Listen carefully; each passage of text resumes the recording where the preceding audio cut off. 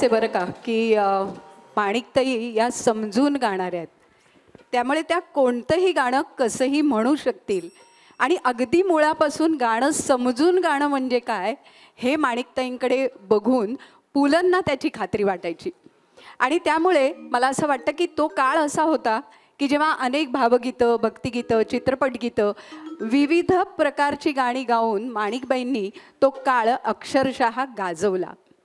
म्हणजे गायिका म्हणून तर त्यांनी तो काळ गाजवला, पण त्यामध्ये आणखी एक महत्त्वाची गोष्ट अशी होती, तर माणिकबाई जसं पुलं म्हणायचे की समजून गाणाऱ्या गायिका होत्या, तसंच त्या काळातल्या माणिकबाई ह्या पहिल्या पदवीधर गायिका होत्या. म्हणजे शिक्षणाचं महत्त्व हे त्या काळात माणिकताईंच्या आईने त्यांच्यामध्ये रुजवलं होतं आणि म्हणून ते त्यांच्यापर्यंत आलं. कोलंबिया नावाची एक कंपनी होती आणि त्या कंपनीची जी रेकॉर्ड निघाली, हसले मनी चांदणे हे जे गाणं आपल्याला माहिती आहे, त्या रेकॉर्डवर पहिल्यांदा असं लिहिलं गेलं, माणिक वर्मा अर्थात माणिक दादरकर आणि कंसात BA असं लिहिलेलं होतं.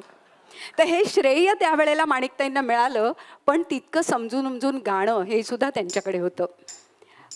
उमस पडेल तर नावाचा चित्रपट होता आणि त्या चित्रपटातनं पार्श्वगायनाला त्यांनी सुरुवात केली. त्या चित्रपटात त्यांनी 2 लावण्या म्हटल्या होत्या, डोईवरी पाण्याचा गमाठ आणि जाळीमंदी पिकली करवंद. आता हे दोन्ही लावण्या त्यावेळेला गाजल्या, पण गदिमांच्या शब्दांचं सामर्थ्य बघा कसं आहे की गर्भवती स्त्री आहे, तिला डोहाळे लागलेत, हे डोहाळे ती तिच्या पतीला सांगते, तर ते किती नाजूकपणे, किती अलवारपणे सांगावेत हे गदिमांसारख्या एका पुरुषाला कळावं आणि त्यांनी ते तितक्या उत्तम रीतीने शब्दबद्ध करावं, यातच त्यांचं सामर्थ्य येतं. बरं, आणखी एक गंमत या गाण्याची अशी आहे की हे गाणं जेव्हा रेकॉर्ड झालं तेव्हा माणिकबाई प्रेग्नंट होत्या आणि भारतीताई जन्माला आल्या आणि आपल्यासमोर ते लक्षात आलं की ते जे गाण्याचे संस्कार रुजले होते ते कुठेतरी भारतीताईंमध्ये आले.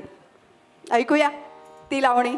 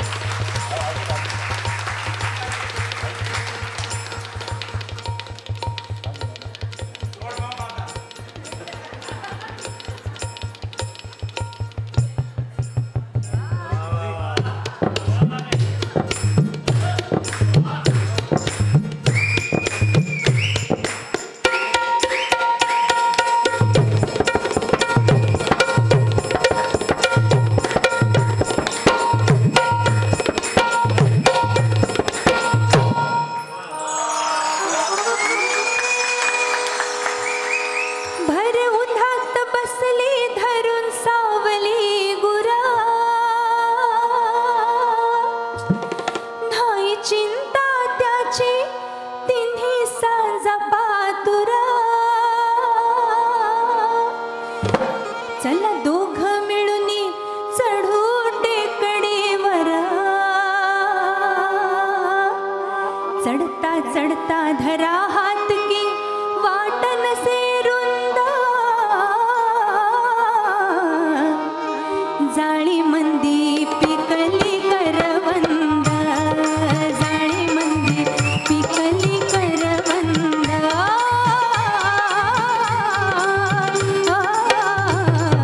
जाळी मंदी पिकली करवंद, जाळी मंदी पिकली करवंद.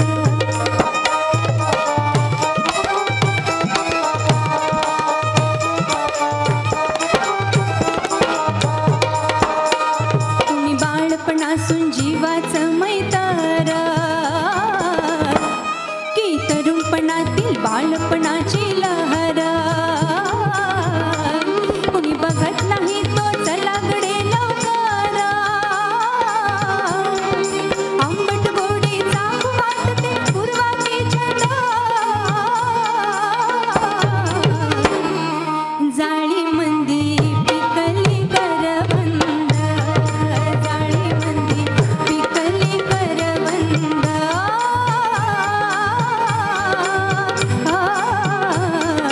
जाळी मंदी पिकली करवंद.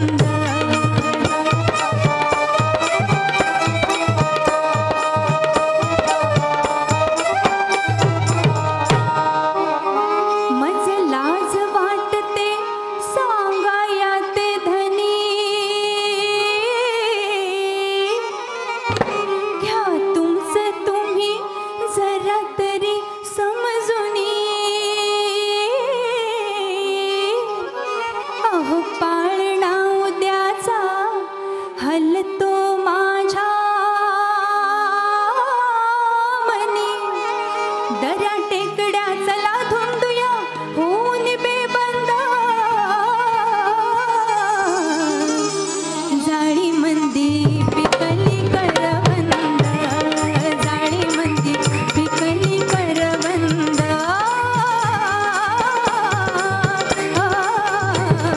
जाळी मंदी पिकली करवंद, जाळी मंदी पिकली करवंद. क्या बात आहे. वा, मला वाटतं असे वन्समोर घेत राहिलो तर मग खरंच रात्र पूर्ण होईल, पण हरकत नाही धनश्री, एक कडवं होऊन जाऊ दे.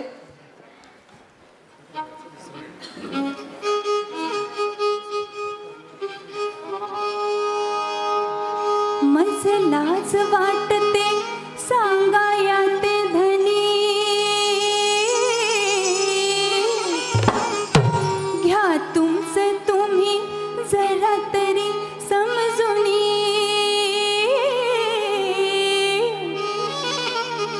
अहो पाळणा उद्याचा हलतो माझ्या मनी, दऱ्या टेकड्या चला धुंडूया होऊन बेबंद, जाळी मंदी पिकली करवंद, जाळी मंदी पिकली करवंद,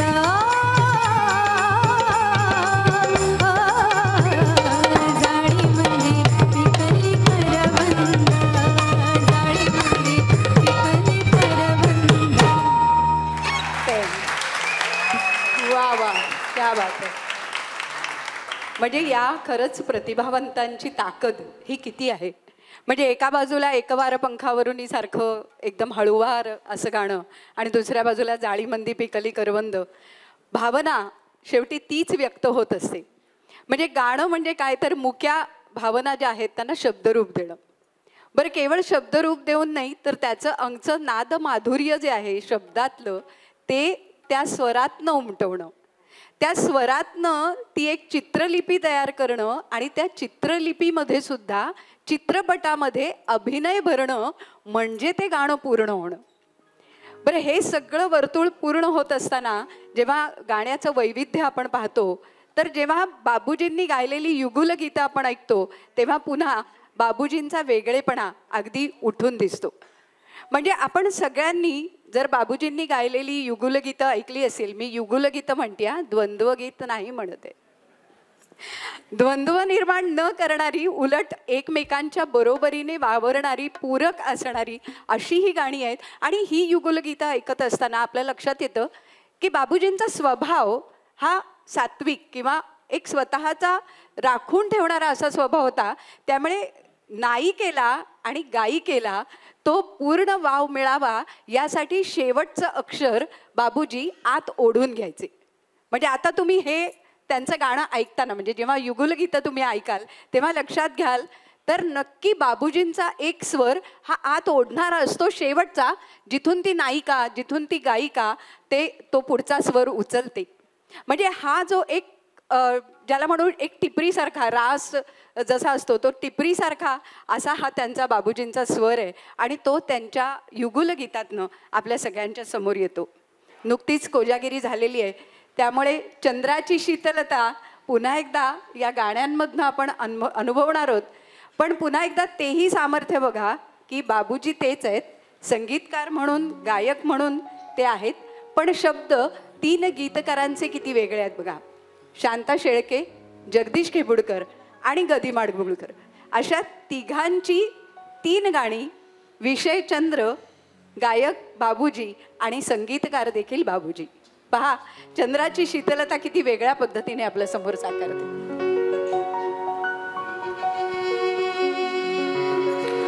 तोच चंद्रमा नभात, तीच चैत्र यामिनी. तोच चंद्रमा नभात, तीच चैत्र यामिनी. एखादी मज समीप, तीच तूही कामिनी. तीच तूही कामिनी. तोच चंद्रमा नभात.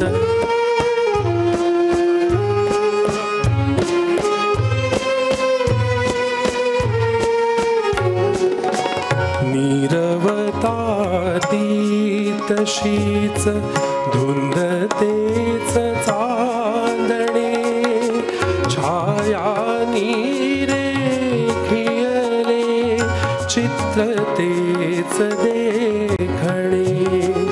जाईचा कुंज तोच, तीच गंध मोहिनी.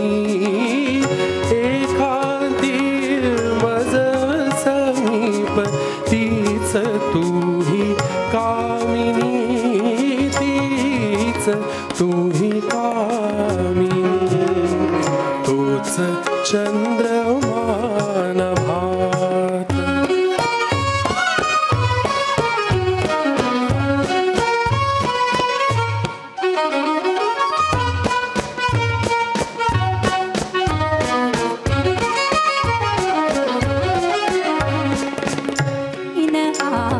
चंद्रमा नवीन आज यामिनी. नवीन आज चंद्रमा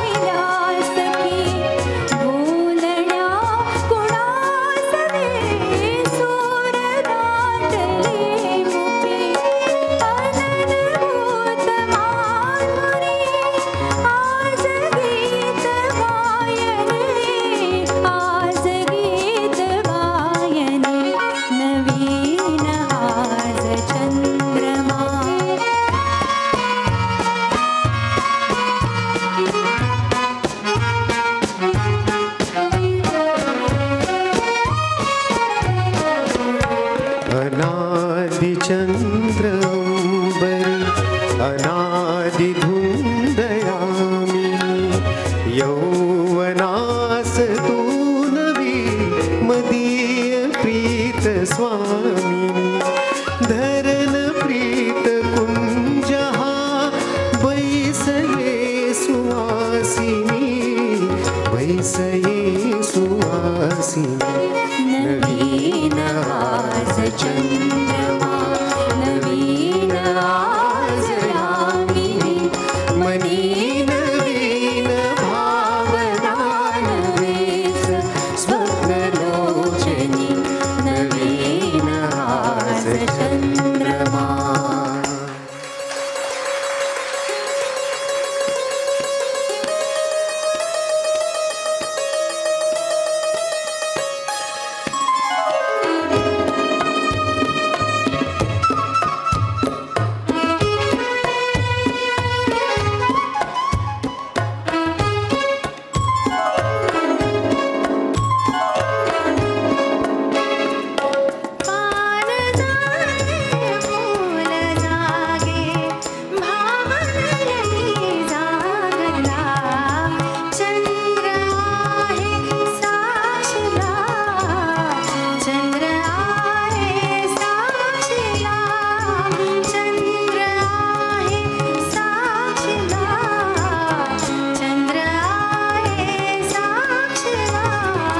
चांदण्याचा गंध आला पौर्णिमेच्या रात्रीला चंद्र आहे साक्षीला चंद्र आहे साक्षीला चंद्र आहे साक्षीला चंद्र आहे साक्षीला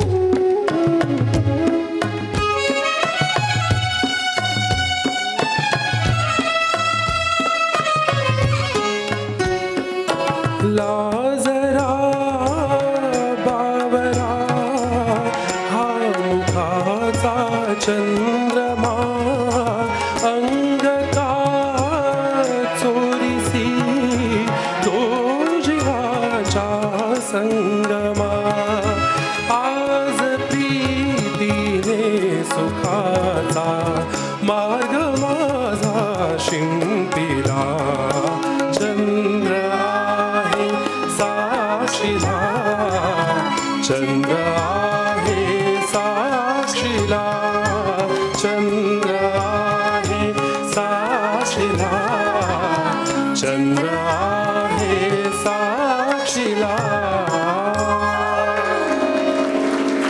वा, म्हणजे मी म्हटलं तसंच झालं ना की 3 गीतकार आणि त्या 3 गीतकारांनी स्वतःचं जे एक म्हणणं असतं ते आपल्या गीतातनं मांडलं. बरं, चंद्र हा सगळ्यांनाच आपल्याला जिव्हाळ्याचा जवळचा असा वाटतो आणि चंद्र आहे साक्षीला जिथे आपण म्हणतो, तर या चंद्राच्या साक्षीने कितीतरी आयुष्यामध्ये प्रेम हे आलेलं आहे आणि हे प्रेमाचं गुपित, ही भावना गाण्यातनं व्यक्त होणारी हे आपल्याला नेहमीचंच आहे. म्हणजे कुसुमाग्रजांची एक कविता सुद्धा आहे की या चंद्राचे त्या चंद्राचे मुळीच नाही काही नाते, त्या चंद्रावर अंतरिक्ष यानात बसोनी माकड मानव कुत्रा यांना जाता येते. पण या चंद्राला वाटच नाही, एक नेमके ठिकाण नाही, हाही नभाचा मान करी पण लक्ष मनांच्या इंद्रगुहातून भटकत राही. नटखट मोठा ढोंगी सोंगी लिंबोणीच्या झाडामागे केव्हा लपतो मुलाप्रमाणे, पीतस्तनांच्या दरेत केव्हा चुरून जातो मुलाप्रमाणे, भग्न मंदिरावरी केधवा बृहस्पती सम करतो चिंतन, कधी बावळा तळ्यात बुडतो थरथर कापत बघतो आतून. तट घुमटावर केव्हा चढतो, कधी विदूषक पाणवठ्यावर घसरून पडतो, तिथे कुणाची कमल पापणी हळूच उघडून नयनी शिरतो, कधी कुणाच्या मुक्त मनस्वी प्रतिभेसाठी द्वारपाल होऊन जगाच्या रहस्यतेचे दार उघडतो.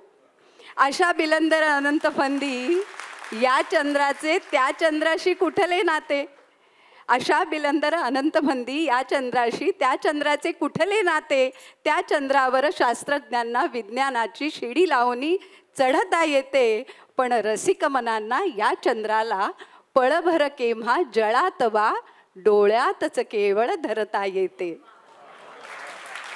ही ताकद कुसुमाग्रजांची. पण मुद्दाम हे सांगितलं अशासाठी की गीत लेखन ही काही सोपी गोष्ट नाही. सुधीर मोघे नेहमी म्हणायचे की शब्दांना नसते दुःख, शब्दांना सुखही नसते, ते वाहतात जे ओझे ते तुमचे माझे असते. तुमच्या आमच्या मनातल्याच भावना आहेत हो, पण आपल्याला नाही ना लिहिता येत, ते कवी लिहितात म्हणून ते इतके सुंदर शब्दबद्ध होतात आणि ती गाणी आपल्या मनात राहतात. बरं, काही गाणी ही नेहमीच गुणगुणावीशी वाटतात आणि ती एकदा म्हटली म्हणजे असं आपल्यापैकी अनेकांनी आपल्याला झालं असेल की सकाळी एकदा आपण ते गाणं गुणगुणतो आणि मग दिवसभर ते आपल्या मनात राहतं. असंच एक गाणं यापुढे सादर होत आहे.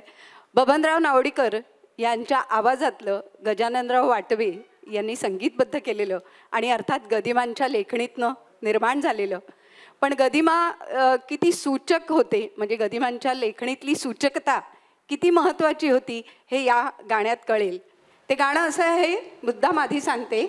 रानात सांग कानात आपुले नाते, मी भल्या पहाटे येते.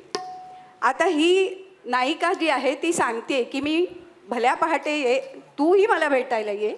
बरं कुठे ये, आता शब्द नीट ऐका बरं का गाण्यातले. तर कुठे ये की जिथे ते तळं आहे, जिथे आकाशातला जो चंद्र आहे तो तिथे उमटलेला आहे, त्याचं प्रतिबिंब आहे. बरं ते जलाशय निळं झालेलं आहे, म्हणजे त्या प्रेयसीने कुठे ये, कधी ये, कसं ये आणि तिथे आल्यानंतर मी नेमकं काय सांगणार आहे, तर प्रेमाचं गुपित सांगणार आहे. हे सगळं गदिमांनी या गाण्यात उलगडलं आहे. मला वाटतं ते प्रत्यक्ष ऐकूया आणि तुम्हाला आवर्जून विनंती आहे की ते शब्द ऐका, म्हणजे ती प्रतीती जी लेखकाची कवीची असते ती आपल्यापर्यंत पोहोचवताना ह्यांचं सामर्थ्य किती मोठं आहे ते आपल्या लक्षात येईल. गदिमांचे शब्द.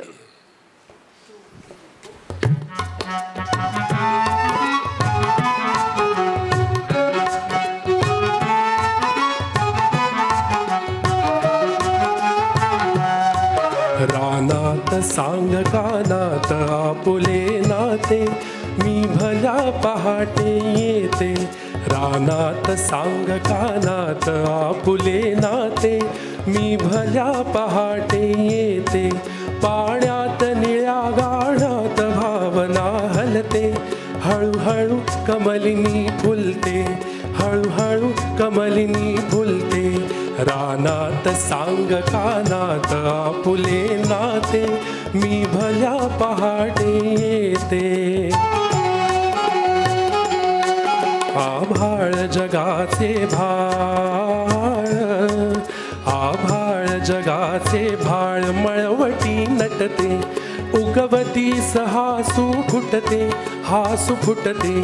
ज्या क्षणी विरही पक्षिणी सख्याला मिळते, सख्याला मिळते. मी भल्या पहाटे येते. रानात सांग कानात आपुले नाते, मी भल्या पहाटे येते. हरभरा जिथे ये भरा शाळू सळसळते, हरभरा जिथे ये भरा शाळू सळसळते वाऱ्यात शीळ भिरभिरते भिरभिरते भिरभिरते त्या तिथं तुला सांगते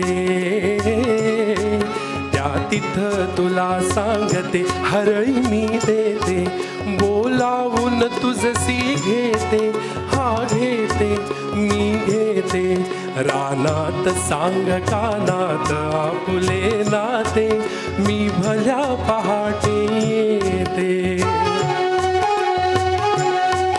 आनंद पुढे पाणंद सभोवती शेते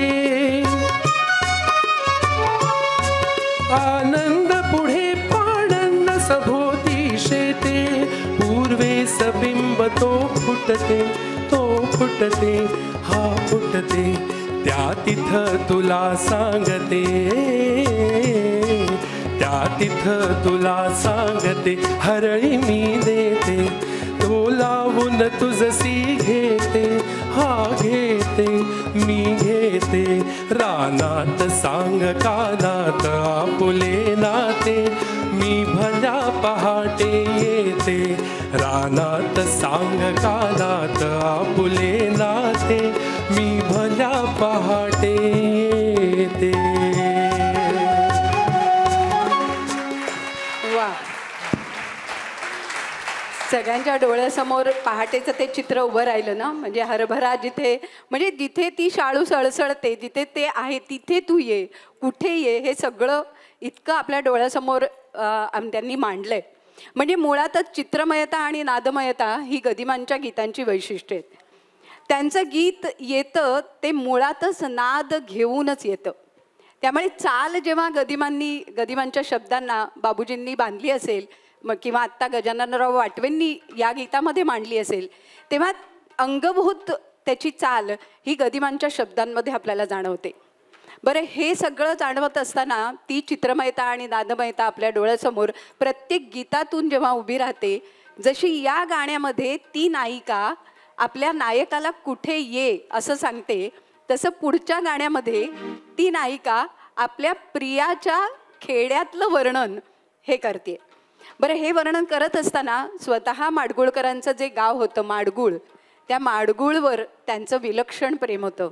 बामणाचा पत्रा असं त्याला म्हटलं जायचं.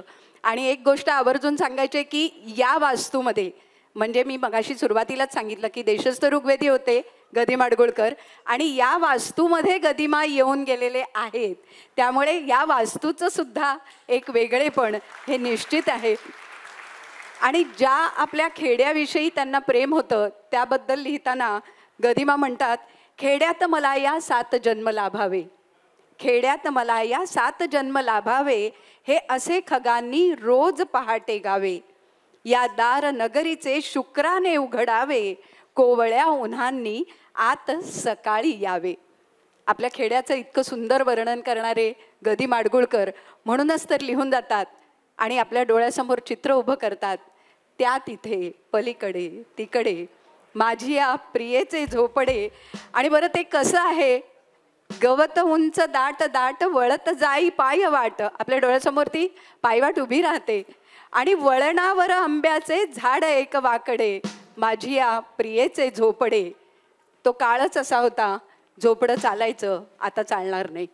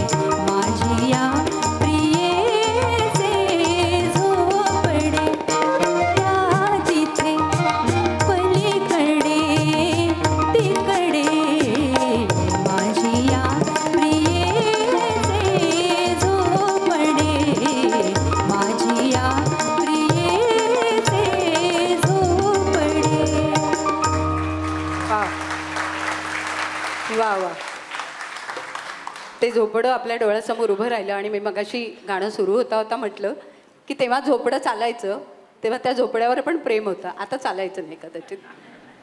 पण ते गीतातलं सामर्थ्य जेव्हा आपण जाणवतं तेव्हा गदिमांच्या प्रेरणेतनं नंतर अनेक गीतकारांवर तो प्रभाव जो होता गदिमांचा तो होता.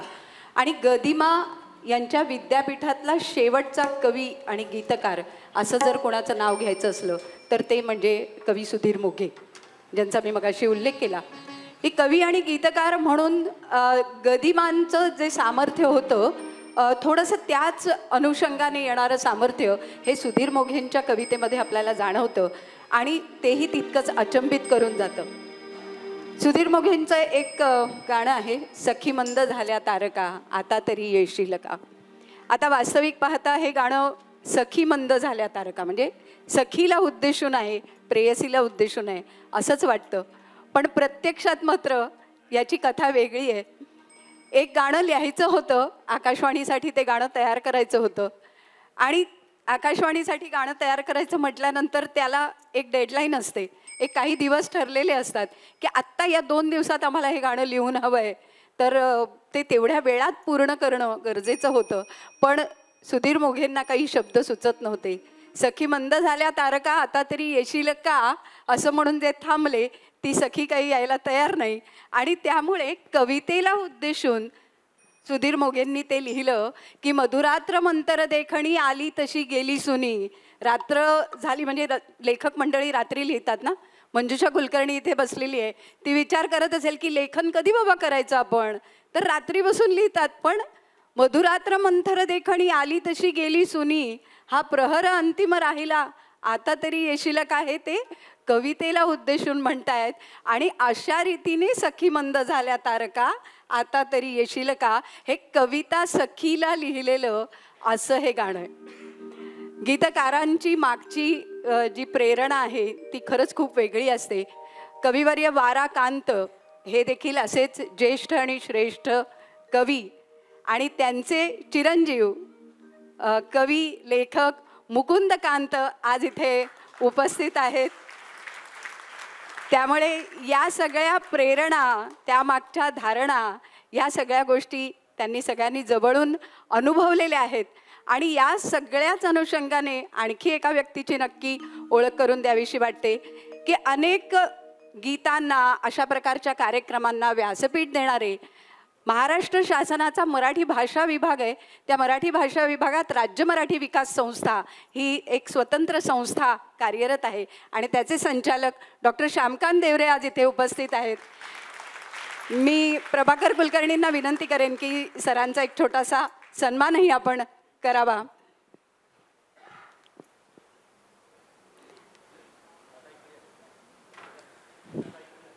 खरं तर अशा कार्यक्रमांना एक व्यासपीठ मिळणं हे खूप गरजेचं असतं आणि ते राज्य मराठी विकास संस्थेतर्फे मराठी भाषा विषयक अनेक उपक्रम चालू आहेत आणि आज आवर्जून खास सर या कार्यक्रमासाठी उपस्थित राहिले.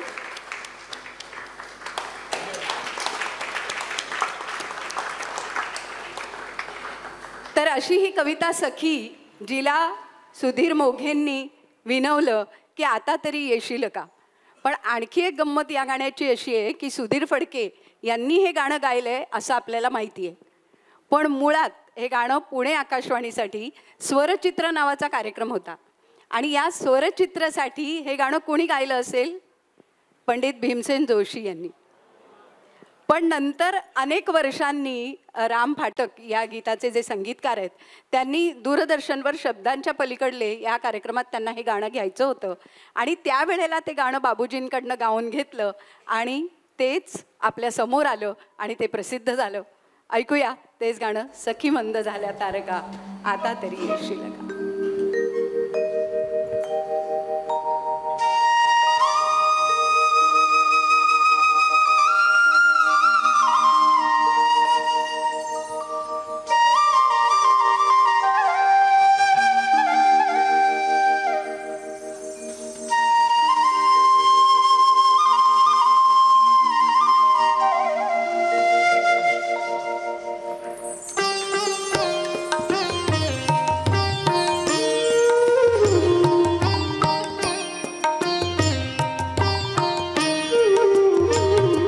सखी मंद झाल्या तारका, सखी मंद झाल्या तारका, आता तरी येशील का, येशील का, सखी मंद झाल्या तारका, सखी मंद झाल्या तारका.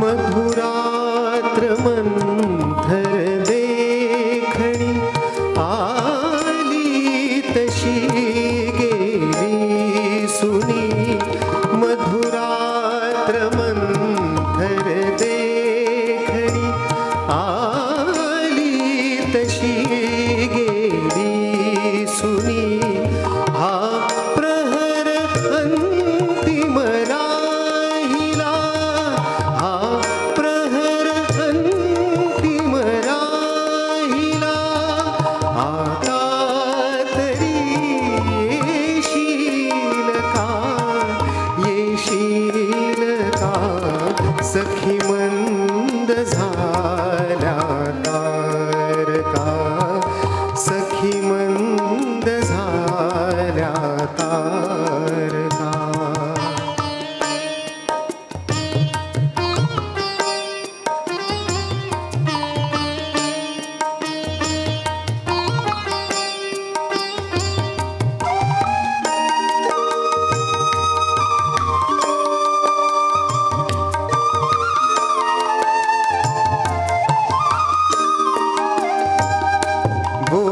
बोलावल्या वाचूनही मृत्यू जरी आला इथे, बोलावल्या वाचूनही मृत्यू जरी आला इथे, थांबेल तोही पळभरी, थांबेल तोही पळभरी, पण सांग तू येशील का, येशील का, सखी मंद झाल्या तारका, सखी मंद झाल्या तारका, सखी मंद झाल्या तारका.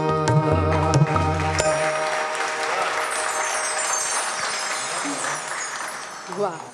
खरं तर अजित हे गाणं जेव्हा सादर झालं तेव्हा आम्हाला असं वाटतं की सोपं सोपं आहे, पण जेव्हा तुम्हाला गायकांना खऱ्या अर्थाने कळतं की ही गाणी गाणं, ती गळ्यावर चढणं आणि ती सादर करणं किती कठीण आहे.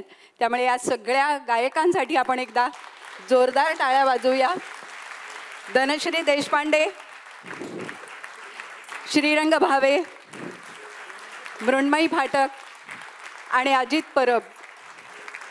त्याचबरोबर ही गाणी तेव्हाच उठून येतात जेव्हा हे वादक अतिशय सुंदर रीतीने ती गाणी आपल्यासमोर सादर करतात. व्हायोलिन साथ करतायत महेश खानोलकर, कीबोर्ड साथ दीप वझे, बासरी प्रणव हरिदास, ऑक्टोपॅड कौस्तुभ दिवेकर, ढोलकी अनिल गावडे,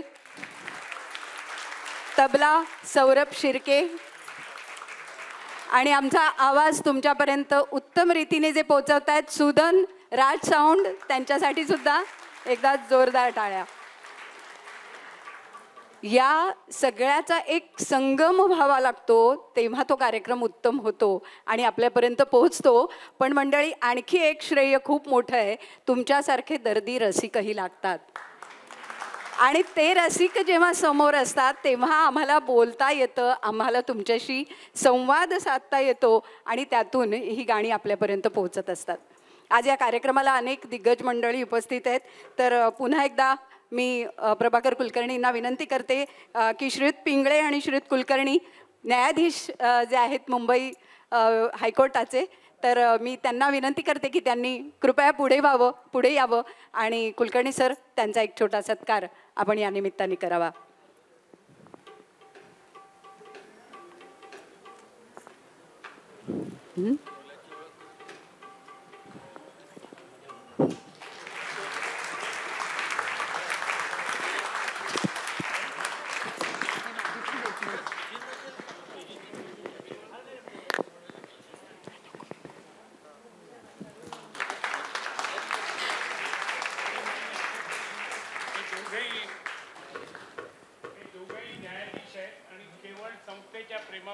वा आणि वा वा वा वा वा मला वाटतं आज न्यायाधीश साहेबांना एक निर्णय घेताना बरं वाटलं असेल की आम्ही गाणी ऐकतोय उत्तम रीतीने, हे सगळं छान चाललंय असं फक्त म्हणा म्हणजे आमचा न्यायनिवाडा झाला असं म्हणायला हरकत नाही. वा. तर मंडळी हे वेगवेगळी गाणी, वैविध्य गाण्यातलं आपण जेव्हा म्हणतो तेव्हा चित्रपट गीतांच्या बाबतीतलं एक वैशिष्ट्य असतं की एक सूचकता असते. म्हणजे चित्रपट गीत हे आशयाबरोबर त्या विषयाबरोबर आपल्या पुढे येत असतं आणि त्यामुळे गीत हे आशयाला आणि विषयाला पुढे नेणारं असतं. त्यामुळे चित्रपट गीतांच्या बाबतीत असं असतं ना की प्रत्येक गीताचा मुखडा, त्याचे आरंभ ते अतिशय उत्तम असावे लागतात, ते सूचक असावे लागतात. आणि गदिमांच्या गीतलेखनाचं हेच मोठं श्रेय आहे की ते मुखडे अतिशय सूचकपणे त्यांनी मांडलेले असतात की त्यातून आपल्या लक्षात येतं की पुढे नेमकं गीत काय आहे, पुढे नेमकं त्या गाण्यामध्ये नेमकं काय सांगितलंय. एक चित्रपट आहे लाखाची गोष्ट. या चित्रपटातलं एक गाणं आहे सांग तू माझा होशील का. आता ह्या चित्रपटात म्हणजे या गाण्याचा मुखडाही तसाच आहे की सांग तू माझा होशील का. पुढे काय म्हणायचंय ते त्यामध्ये आलेलं आहे. पण आशाबाई ह्या गाण्याबद्दलचा एक किस्सा सांगतात. म्हणजे गदिमांचे शब्द तर उत्तम आहेतच, पण बाबूजींची चाल किती अवघड आणि अनवट आहे. जसं मी आत्ता म्हटलं की गाताना तुम्हाला कळतंय की ते किती कठीण आहे, तसं सांग तू या तूवर जो आलाप किंवा जी तान घेतलेली आहे ती म्हणताना आशाबाई म्हणायच्या की मला दम लागायचा, पण बाबूजींनी त्यांना कोणतीही सवलत कधीही दिली नाही. तेवढी त्याची प्रॅक्टिस झाली, तेवढा रियाज झाला आणि नंतर ते गाणं रेकॉर्ड झालं. पण आशाबाईंनी त्याचबरोबर हेही म्हटलं की तेच माझं सगळ्यात गाजलेलं गाणं आणि तिथून पुढे एक नवी सुरुवात आशाबाईंच्याही गाण्याला झाली. पण खरंच आहे की गदिमांना उत्तम संगीतकार मिळाले, संगीतकारांना म्हणजे बाबूजींना गदिमांसारखे उत्तम गीतकार मिळाले, म्हणून या गोष्टी आपल्या समोर आल्या. आणि असाच एक चित्रपट आहे मुंबईचा जावई. त्यातलं असंच एक मुखडा उत्तम असलेलं गाणं म्हणजे आज कुणीतरी यावे. त्यामुळे ही दोन्ही गाणी आपण एकत्र ऐकणार आहोत आणि पुन्हा एकदा त्या गाण्यातले शब्द, त्याची सूचकता गदिमांच्या शब्दात जशी सापडलेली आहे तशीच ती बाबूजींच्या संगीत नियोजनात संगीतकार म्हणून त्यांचं असलेलं वैशिष्ट्य आपल्या पुढे आणणारी आहे. ऐकूया.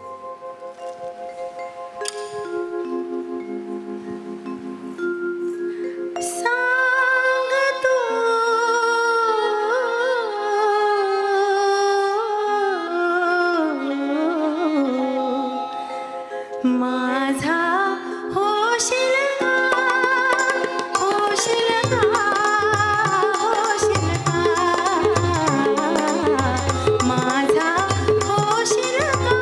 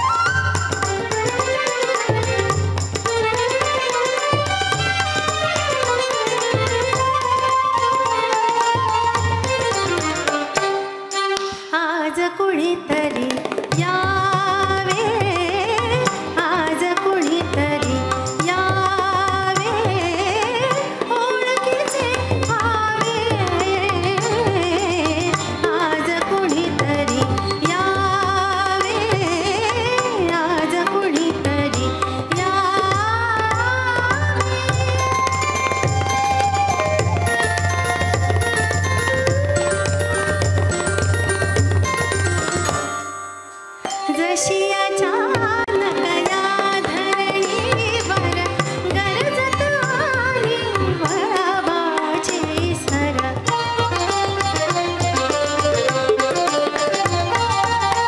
जशी अचानक या धरणीवर गरजत आली वळवाची सर. तसे दयाने गावे, तसे दयाने गावे, आज कुणीतरी यावे, आज कुणीतरी यावे, ओळखीचे व्हावे, आज कुणीतरी यावे, आज कुणीतरी यावे. वा वा. एक एक गाणी असा ठेवा आहे आणि एक वैभव आहे खरं तरी आपल्या समोर आलेलं. आणि खरंच आपल्याला बरं वाटतं की महाराष्ट्राला गदी माडगुळकरांसारखा शब्दप्रभू आणि सुधीर फडके यांच्यासारखा संगीतकार मिळाला, ज्यांनी हे वैभव आपल्यापर्यंत दिलं. आणि मला खरंच खूप बरं वाटतं सांगायला की आम्ही हिमालय पाहिलं आहे असं जितकं गौरवाने आपण सांगू, तितकंच आम्ही सुधीर फडके यांना पाहिलं आहे, आम्ही गदिमांना पाहिलं आहे असं म्हणणारी तुमच्यापैकी अनेक जणं असतील. आणि त्यांना नुसतं पाहणं, त्यांना अनुभवणं, त्यांच्या गीतातनं ते शब्द आपल्यासमोर येणं हा खरंच एक वेगळा अनोखा असा आपल्या सगळ्यांसाठी आनंदाचा असा ठेवा आहे. महाराष्ट्राला हे वैभव मिळालं आणि ते वैभव जपून ठेवण्याचं काम आपल्या अशा कार्यक्रमांमधनं आपण करतोय. त्यामुळे मी खरंच देशाचं ऋग्वेदी मंडळाचे आभार मानेन की आज या निमित्ताने गदिमा बाबूजींसारखा एक वारसा आम्हाला पुन्हा एकदा रसिकांसमोर ठेवता आला आणि याचं श्रेय अर्थातच तुम्हा सगळ्यांना आहे.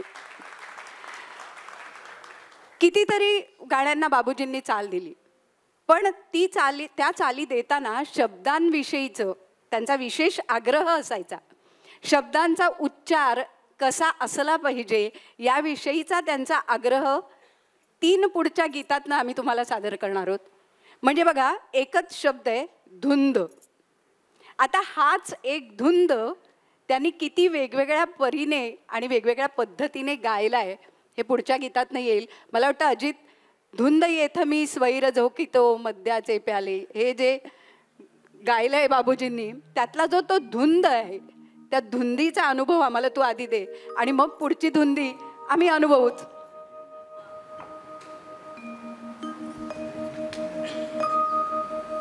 धुंद येथ मी स्वैर झोकितो मद्याचे प्याले. धुंद येथ मी स्वैर झोकितो मद्याचे प्याले.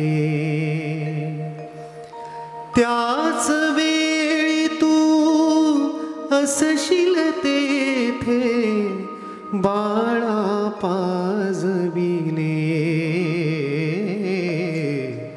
धुंद येथ मी.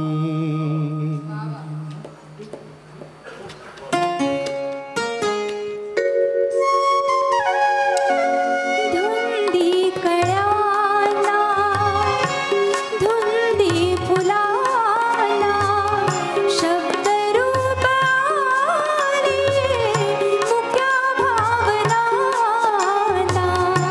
धुंदी कळाला धुंदी फुलाला शब्दरूप आले मुक्या भावनाला.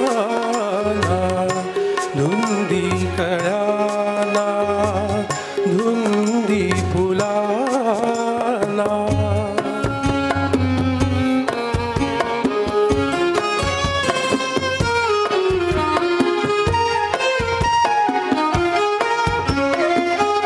तुझ्या जीवनी नीतीची जाग आली माळ रानिया प्रीतीची बाग आली.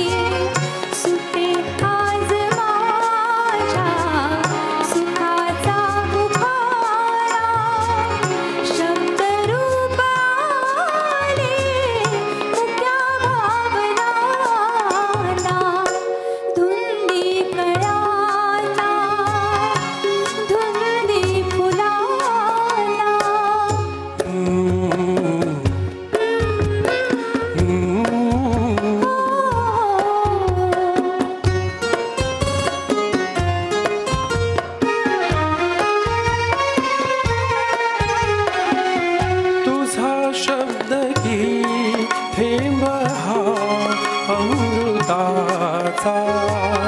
तुझा स्पर्श की हात हा चांदण्याचा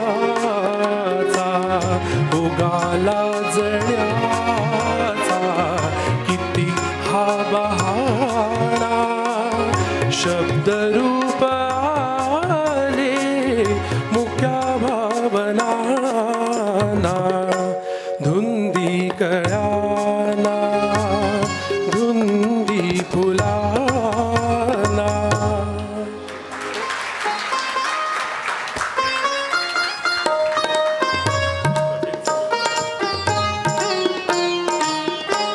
धुंद एकांत हा प्रीत आकारली सहज मी छेडिता तार झंकारली.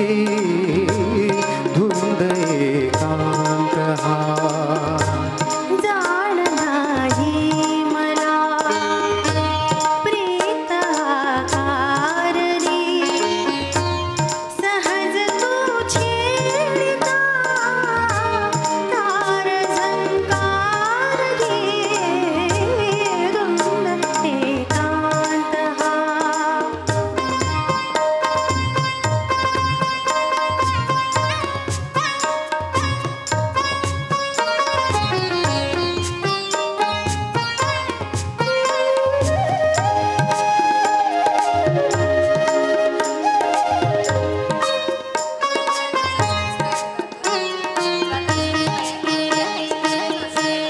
रोम रोमासुनी गीत मी गायले दाट होता धुके स्वप्न मी पाहिले. पाहता पाहता रात्र अंधारली. आज पाहूतया लाज आधारली सहज तू छेडिता तार झंकारली. धुंद एकांत हा प्रीत आकारली सहज मी छेडिता तार झंकारली. धुंद एकांत हा.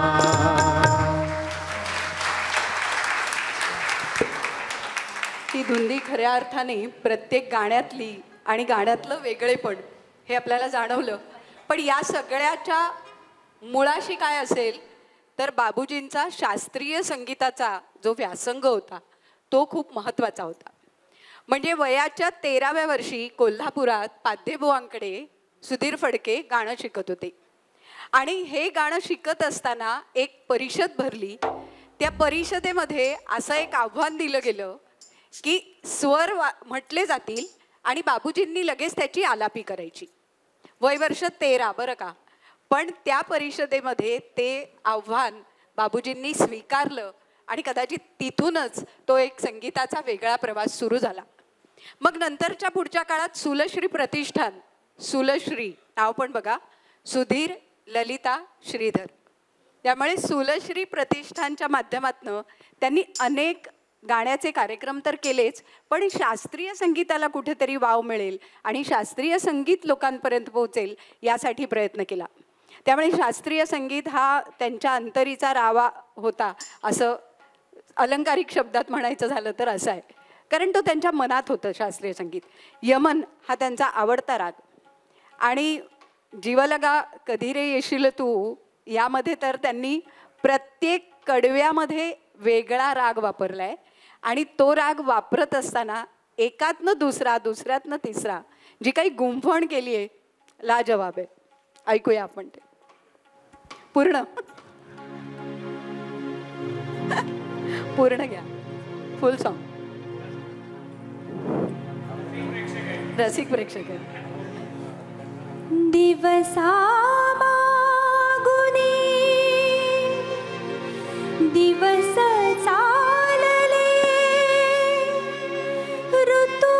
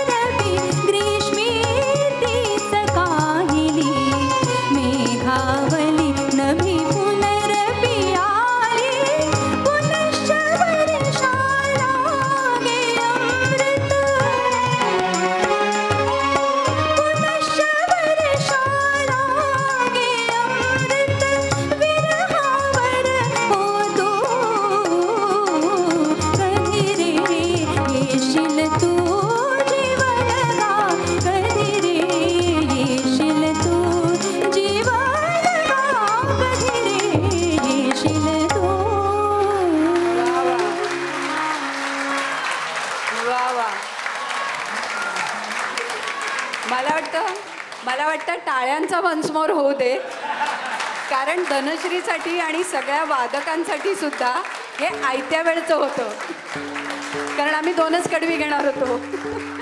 पण इतकं सुंदर, म्हणजे इतका सुंदर रसिक असल्यानंतर या गोष्टी घडतात. एक कडवं. श्रीराम श्रीराम श्रीराम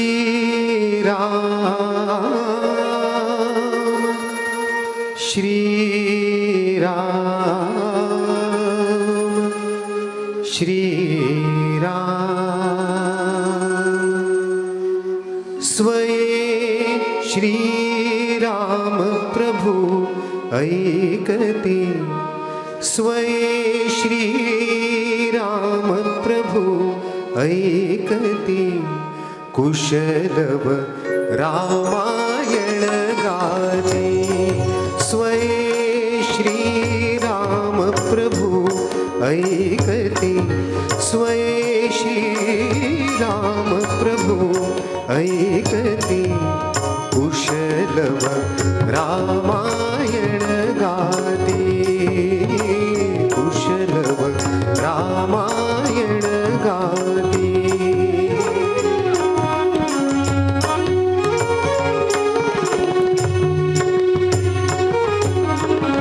कुमार दोघे एक भयासे, सजीव पुतळे रघुरायासे. कुमार दोघे एक भयासे, सजीव पुतळे रघुरायासे. पुत्र सांगती चरित पित्यासे, पुत्र सांगती चरित पित्यासे. ज्योतीने तेजाची आरती, ज्योतीने तेजाची आरती, कुशलव रामायण गाते, कुशलव रामायण गाते.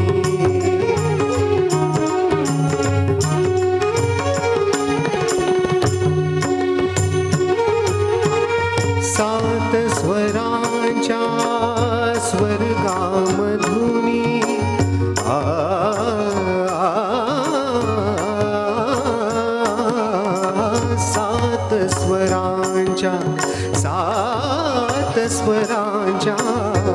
सात स्वरांच्या स्वर्गामधुनी, 9 रसांच्या 9 स्वरधुनी.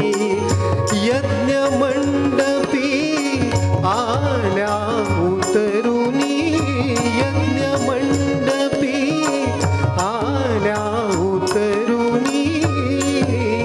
संगमी श्रोते जन नाहती, संगमी श्रोते